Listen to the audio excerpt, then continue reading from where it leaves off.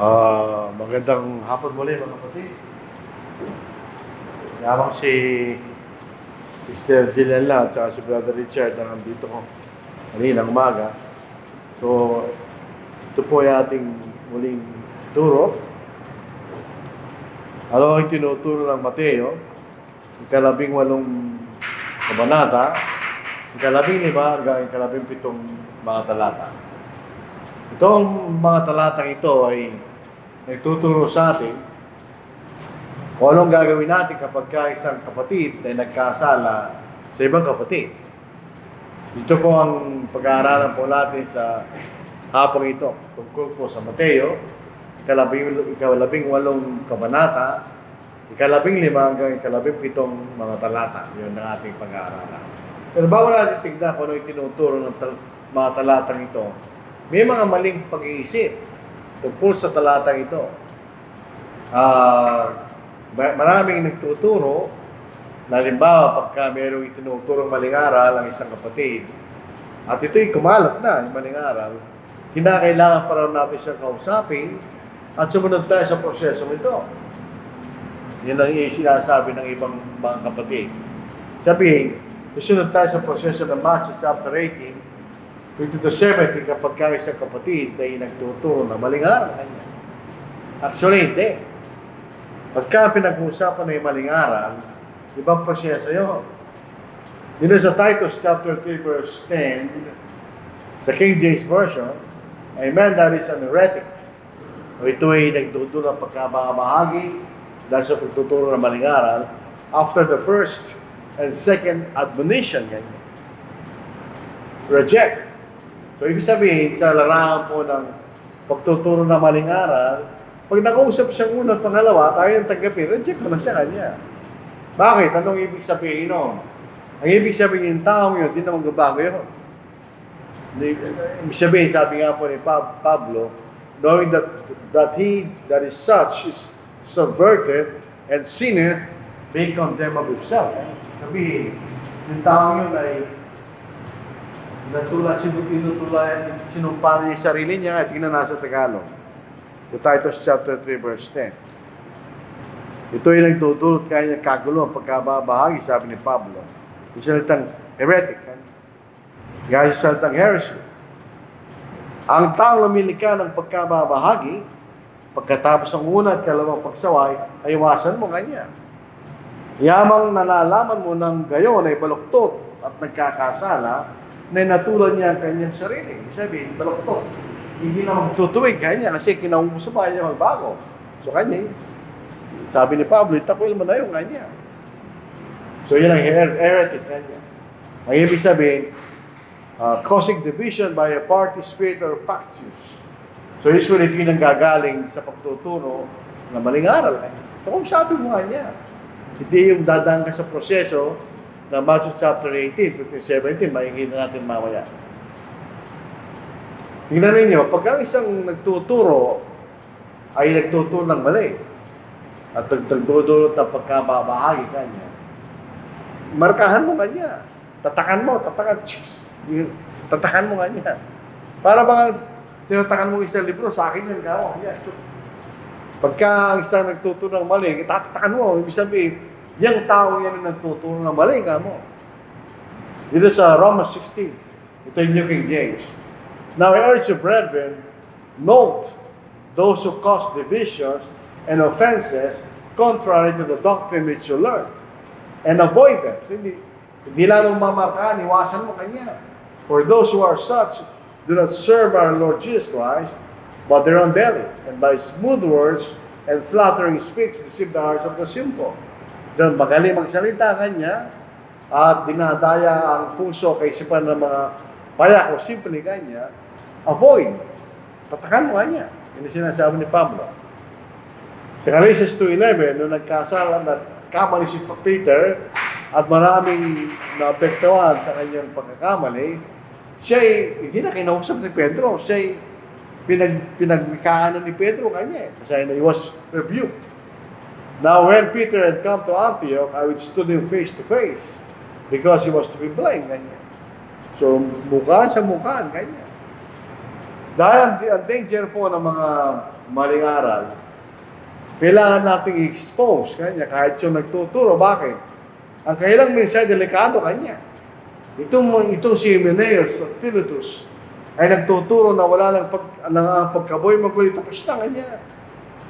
Tapos na, wala ng pagkaboy na maguli. Ang sabi ni Pablo, and their message will spread like cancer. Sa ibang saling, gangrene. Alam po yung gangrene, pag ikay mayroong diabetes at nasugat ang kamay mo, at yan ang gumaling, ito yung iitim, mamamatay, ganyan. Kailangan putulin yun. Eh pag pinuto mo yun, at nagkakalat yan, ganyan, gamamatay ka. So yung kailang mensahe, parang gano'n, dito sa New King James, parang cancer, kanya. Pag ang cancer ay naging stage 4, stage 5, wala ka naman gagawa, no?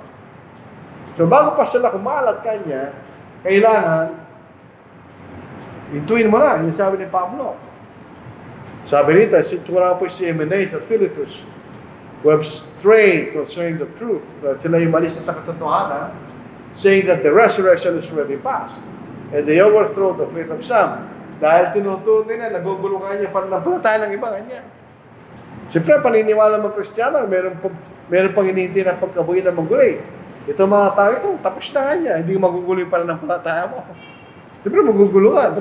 Sabi ng Biblia, darating pa lang ang pagkapoy ng mga ito mga tao, tapos na nila.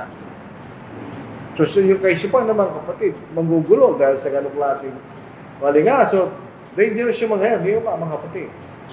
So, hindi na tinuturo ng mga talatang ito. Hindi ito walang kaugnay sa maling doktrina o false teacher, wala. Basahin natin. Doon ba sa Tagalog, ganun din. Sa ating wika, nandiyan naman yung English na basahin nyo. Sa ating wika, ganito ang ating mababasa sa mga talatang ito. Meron ba tayong mababasang nagtuturo na maling aral dyan? Wala naman eh. Ito'y sa pagitan ng dalawang kapatid. Yung isa ay nagkasala laban doon sa isa. Basahin natin. Kung magkasala laban sa iyong kapatid. So ito'y personal sin. Nagkasala sa laban sa iyo, kanya. Ang false doctrine, hindi personal sin yan. Hindi kasalanan sa tao yan. Ito'y kasalanan sa Diyos. Dahil nagtuturo ka ng araw, hindi tuturo ng Diyos. Actually, hindi ka nagkasala sa kapatid mo, nagkasala ka sa Diyos. Pero ito, nagkasala ka sa iyong kapatid, kanya. So ito'y isang personal na kasalanan. Tuloy po natin. Pumaroon ka at sabihin mo sa kanya ang kanyang pagkakamali kapag kayong dalawa lamang.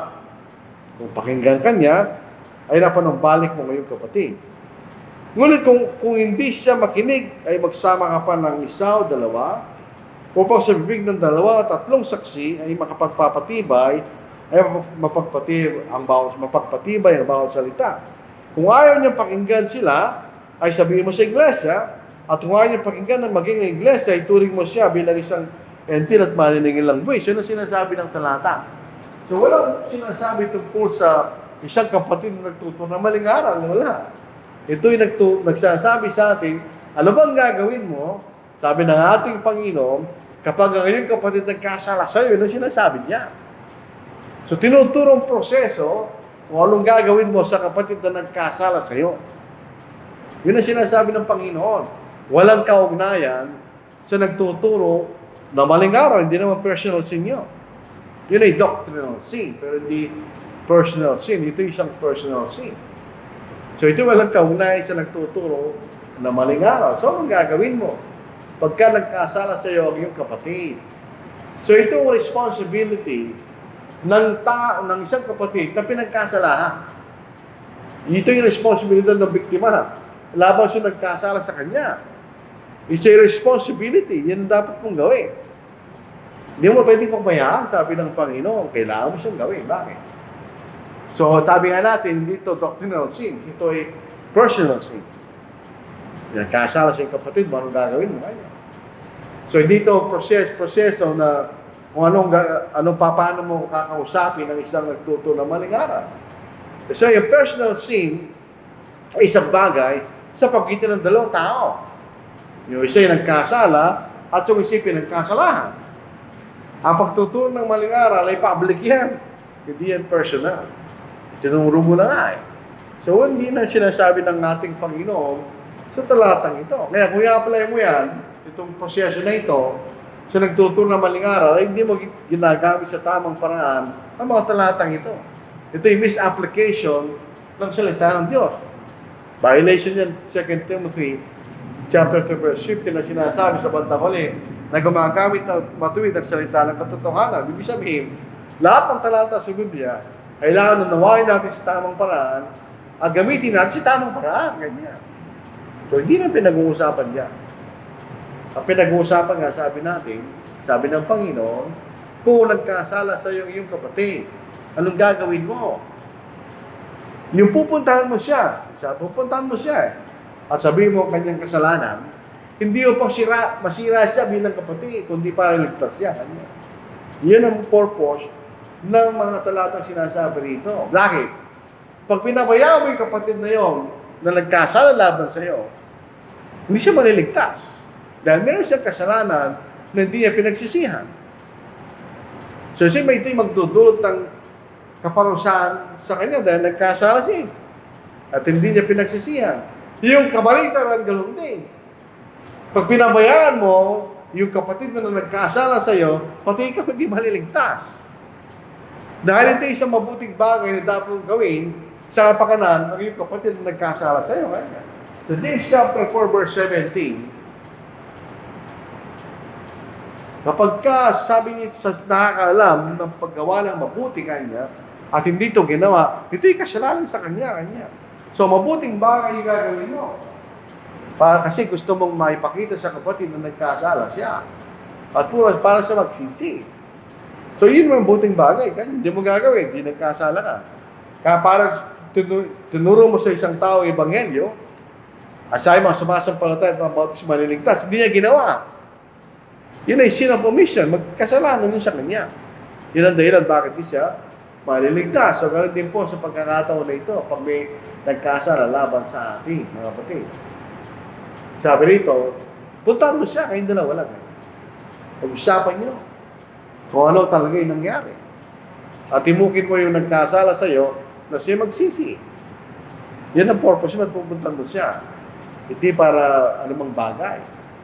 Ito rin hindi kaso na pakiramdam mo nagkasala sa sayo. Kasi may pagkakataon na gayon. Parang nagkasala sa akin ka.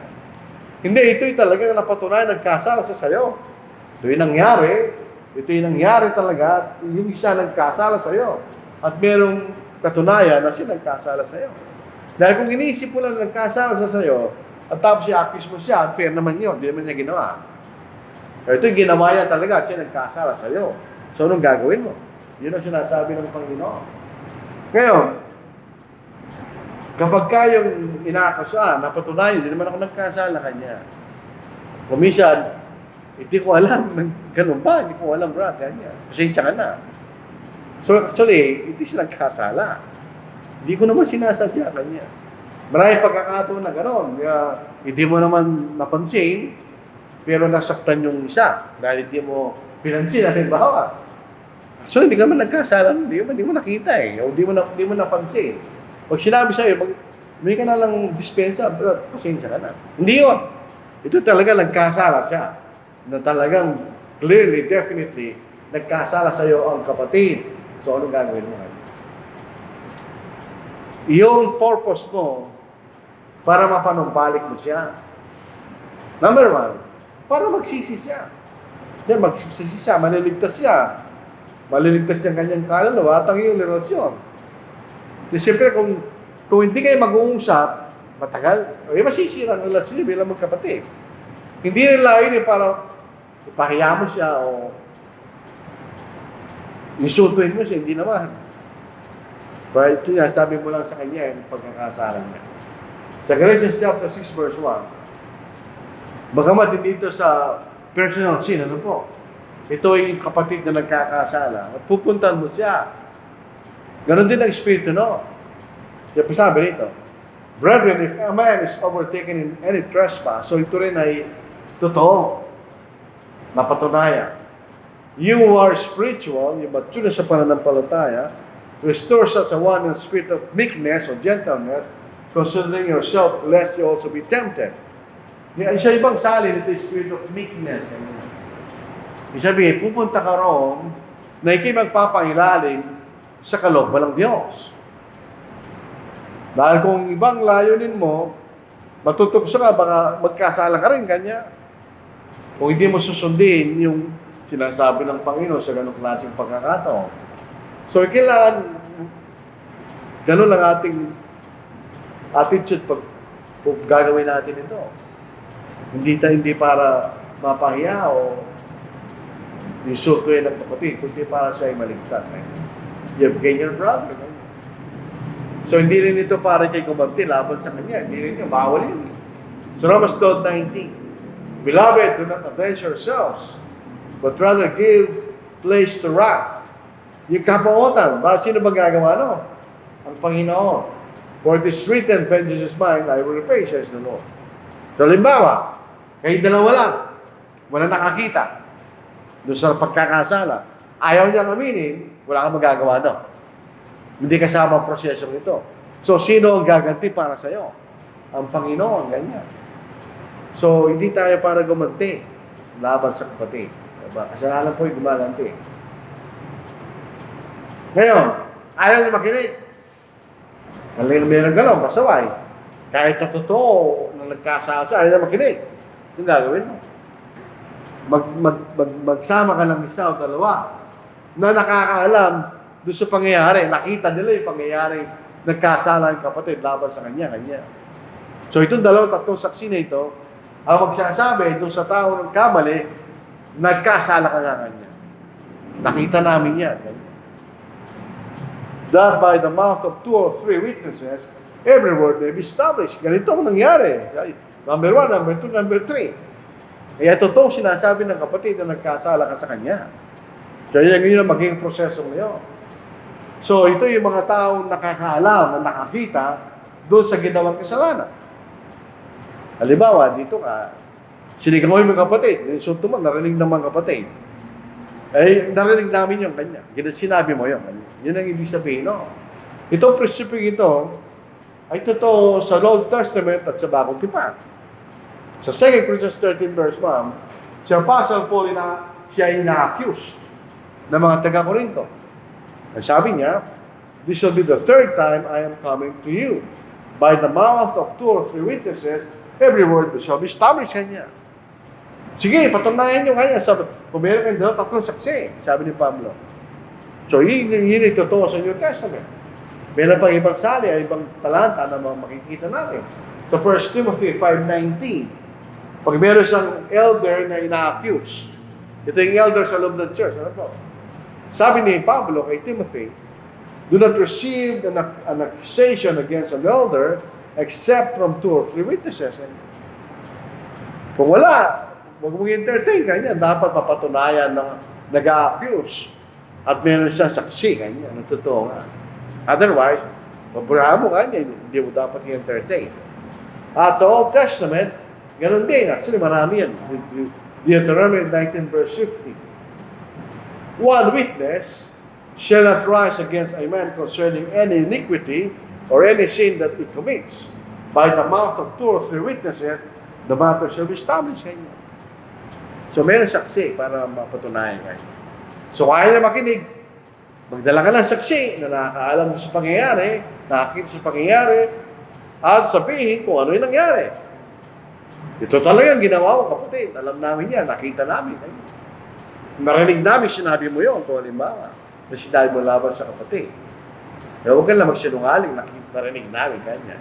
Yun ang sabi ng Panginoon. Paano mo ayaw pa rin makinig? Meron pasayaw, pasaway, may pasaway ng mga tao. Matigas ang ulo talaga. Kung ayaw niya makinig, kahit meron kang 2, 3 saksi, ano gagawin mo? And if he refuses to hear them, ayaw pa rin makinig, kahit may saksi ka, tell it to the church. Kanya. Sabi mo sa iglesia. Ngayon, kala mo matigas talaga yung ulo ka. Kahit sa iglesia, ayaw niya pakinggan. Ang sabi niya, let him be to you like a heathen and a tax collector. Ituring mo sa makasalanan. Kasi ayaw niya magsisi, di ba? So, yun lang ang proseso. Ito yung taong napatunayang nagkasala siya, dahil may mga saksi, pero ayaw na magsisi. Yun ang kaso niya. Although, pwede rin mangyari na may mga saksing bulaan, nangyayari din yun. Pero dahil tayo mga Christian, di tayo dapat na-involve sa gano'n. So, with all things equal, ito yung mga taong tapat. Nakita namin totoo kung nangyari kanila. Pag napatunayan mo na yun ay totoo, at ayaw niya magsisi, yan ang gagawin kanya. So, ito'y dadalhin sa iglesia. Kung may mga elders, yung mga elders ang titimbangin nila yung pangyayari, at pagkatapos magkakaroon ng withdrawal of fellowship, sa taong yun ay magsisi kanya. Kaya ituring mo kanya na siya ay tax collector o isang makasalanan. So, siya ay makasalanan. Ayaw niya magsisi. Hindi na siya tatanggapin sa loob ng kapulungan ng mga kapatid kung ayaw na magsisi kanya. So, ito yung personal lang kasalanan sa pagitan ng dalawang tao. Maliwalang sinasabi ng Panginoon. Sabi niya, ito ang gagawin nyo pagka ang isang kapatid nagkasala laban sa iyo. So, ito yung personal sin. Hindi sinasabi sa atin kung anong klaseng personal sin. Pero ito yung personal sin in general. Halimbawa, sinuntok mo siya, may nakakita. Sinuntok mo kung nagkasala ka kanya, kailangan magsisi. Kaya pinagsabihan mo siya ng masamang bagay at may nakarinig na sinabi niya kanya. Sinabihan mo ka lang masama, narinig ng mga kapatid yan. Ayaw pa rin niya magsisi. So, siya siyang makasalanan, ganyan. Hindi na siya tatanggapin sa kapulungan ng mga kapatid. Hanggat hindi siya magsisi. So, ito ang nakikita natin sinasabi ng ating Panginoon sa mga talatang ito. Hindi mo pwedeng pagsama-samahin ang mga bagay na hindi pareho. In other words, kung hindi mo lang susundin ang prosesong ito, hindi mo pwedeng ihatulan ng isang natuturo ng maling aral na sa ibo lang tagapagtulungan nila. Ba, hindi naman yung sinasabi ng Panginoon. Wala tayong mababasang bulang tagapagturo dyan. Ito yung isang personal na pagkakasala ng isang kapatid laban sa isang kapatid. Yung makikita natin. Bilang panghuli, dahil may silang na po talaga ito eh. Ang Matthew chapter 8 and 15 to 17, ito yung nagpapakilala ng pagmamahal sa kapatid at brotherly correction. Mayroon mga kapatid na matigas talaga yung ulo. Pagka isang kapatid matigas ang ulo, wala siyang hihintayin sa Panginoon. Kung siya nagkamali, kailangan tanggapin niya, siya nagkamali. Yan ang makikita na sinasabi ng Panginoon. At ito ang responsibilidad ng isang pinagkasalahan. Yung nagkasala, ang responsibilidad niya, kailangan puntaan niya yung pinagkasalahan niya, humingi ng tawad. Yun ang obligasyon niya. Ang obligasyon naman ng pinagkasalahan, puntaan mo pa rin yung nagkasala laban sa iyo, at sabihin mo sa kanya, kasalanan, ganyan. Kung pareho lang kayo ng espiritu, magkikita sila eh. At sila ay magkakasundo. Kung yung nagkasala, pupuntahan niya yung pinagkasalahan niya, pupunta po siyang boxing. Pero yung pinagkasala, pupuntahan niya yung nagkasala, nagsisisa, wala na yung pag-uusap. Kaya lang minsan, hindi natin ginagawa. Yung nagkasala, hindi niya pupuntahan yung pinagkasalahan niya. So siya, mananatiling nagkasala, hindi siya maliligtas. Yung pinagkasalahan naman, hindi niya pinunta yung nagkasala sa kanya, hindi mo nang ginawang kaloob, walang Diyos kanya. So ito isang responsibility. Hindi ito option, it's a responsibility. Ito yung nagpapakita rin ng pagpapangbaba. Pareho, doon sa biktima at doon sa biktima. Yung pinagkasalahan at yung nagkasala, sa paanong paraan? Hindi madali puntahan mo isang kapatid at sabihin mo nagkasala ka kapatid. Yun na ilala pagpapakumbaba. At yun yung nagkamali. Kailangan mo rin papakumbaba. Sabi ako, nagkamali kapatid niya. So ito yung espiritu ng pagpapakumbaba. At ang pag-aalis ng fellowship sa isang kapatid nagkasala, hindi pwedeng gawin ka agad yan. Kailangan sundin ang prosesong ito. Kung ito pinuntono muna, kung ayaw na makinig, nagsama ka ng saksi, ayaw na makinig, doon mo palang dalhin sa church. At ang bahala ng iglesia, kung anong gagawin. So, mahalaga po na unawain natin ang makasalita ng Diyos tamang paraan, huwag nating mix-mix. Sabi nga ng isang kapatid, mix-mix, halo-halo. Be diligent to present yourself approved to God as a workman who doesn't need to be ashamed, accurately handling the word of truth. So, yun ang importante doon, kanya. Ginagamit natin sa mag-preach ang salita ng katotohanan. Dahil kung hindi kayo magiging bulang tagapagturo. Itinuturo ang isang bagay, hindi tinuturo ng talata. Yun ba? Mahirap yun. So, kailangan tayo mag-ingat, magtyaga natin na unawain ang salita ng Diyos, at i-apply natin sa buhay natin sa tamang paraan, yung sinasabi niya. So, ito po ang ating mensahe po sa hapong ito, mga kapatid.